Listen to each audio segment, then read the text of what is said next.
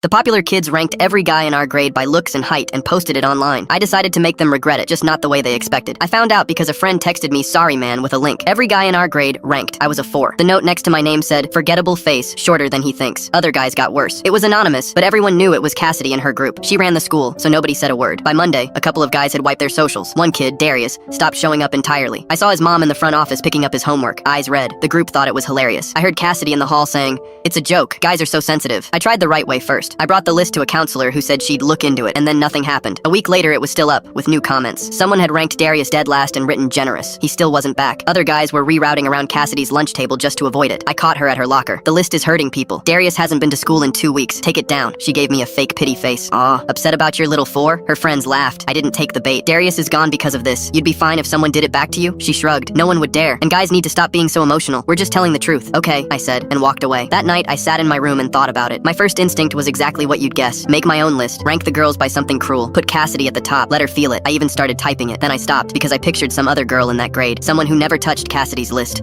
opening hers and feeling what Darius felt. And I realized I'd just be handing the school a second weapon and calling it justice. So I closed that document and did something harder. I spent the weekend screenshotting instead. The original list, every added comment, the timestamps, Cassidy's group chat messages that a couple of guys had quietly forwarded me, where she bragged about how obsessed everyone was with it. And I recorded, with permission, 3 guys, including Darius, over the phone, just talking plainly about what the list had done to them. Darius said he hadn't wanted to leave his house in 2 weeks. Hearing him say it out loud gutted me. Then Monday, I didn't drop a rival list in the cafeteria. I dropped a folder on the principal's desk, and I brought the 3 guys with me, and Darius's mom joined by phone. The principal had brushed off the counselor's report. He could not brush off a documented pattern of targeted harassment, named ringleaders in their own words, and 3 students, one who'd effectively been driven out of school, sitting across from him describing the harm. I laid it out calmly. "You told a counselor this was nothing. Here's what nothing did." It moved fast after that. The list came down for real this time, not with a shrug, but with consequences. Cassidy and the core group who'd built and maintained it got real discipline, not a slap, an actual record of it. The school finally put out something to the whole grade naming what had happened and why it was wrong, which mattered more than any private detention, because it told every guy on that list out loud that it wasn't a joke and it wasn't their fault. Here's the part I'm actually proud of. When I confronted Cassidy one last time, she sneered, "So you snitched? Real tough." And I said, "I thought about doing to you exactly what you did to us. It would have felt amazing for about a day, but then some girl who never did anything to anyone would have cried in a bathroom, and I'd have become you. I didn't want to win that way. I wanted the list gone." She didn't have anything for that. Neither did her friends, who'd gone quiet, because a couple of them, it turned out, had been uneasy about the whole thing, and were relieved someone finally stopped it. Darius came back the next week. His mom hugged me in the parking lot. Cassidy's group scattered on its own over the following month,